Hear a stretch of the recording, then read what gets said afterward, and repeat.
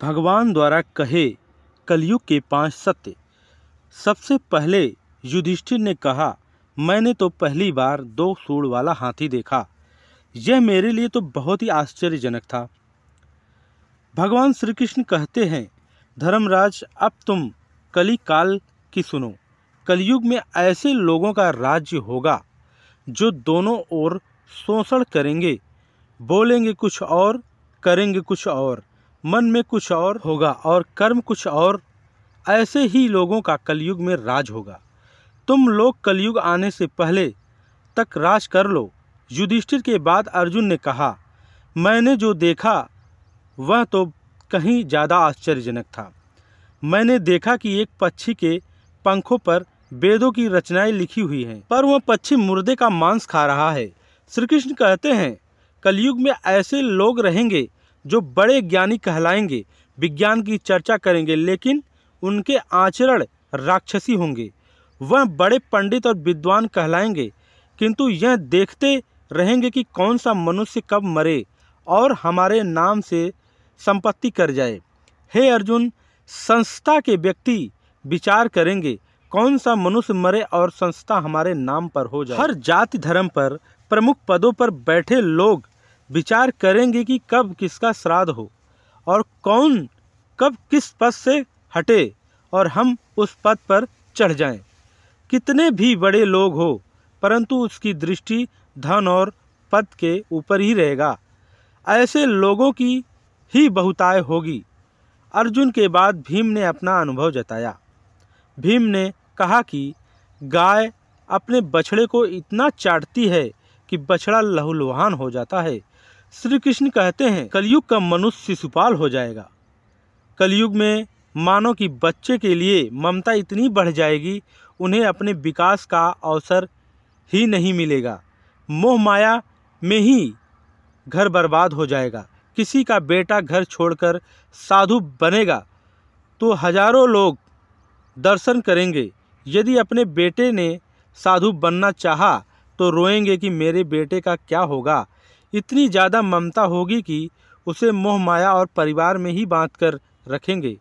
उसका जीवन कहीं ख़त्म हो जाएगा। वास्तव में लड़के तुम्हारे नहीं हैं, वह तो बहुओं की अमानत है और लड़कियां जमाई की अमानत है। और तुम्हारा यह शरीर मृतों की अमानत है। तुम्हारी आत्मा परमात्मा की अमानत है। इसीलिए तुम्हारा अपने शाश्वत संबंध को जानना आवश्यक है।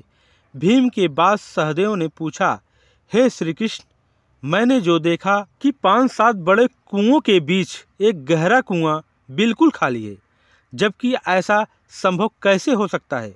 भगवान श्री कृष्ण ने जवाब में कहा, कलयुग में लड़की के विवाह में, मकान के उत्सव में, छोटे बड़े उत्सवों में तो लाखों रुपए खर्च कर देंगे, परंतु पड़ोस में ही यदि कोई भूखा प्यासा मर रहा हो तो यह नहीं देखेंगे कि उसका पेट भरा है या नहीं। उनका अपना ही सगा भूख से मर जाएगा, उसे देखते रहेंगे और दूसरी ओर मौज मदिरा, मांस भक्षक, सुंदरता और जश्न से पैसे उड़ाएंगे, किंतु किसी के 2 आंसू पोंछने में उनकी रुचि नहीं होगी। कहने का तात्पर्य यह है कि कलयुग में अन्न के भंडार होंगे, लेकिन लोग भूख से मरेंगे।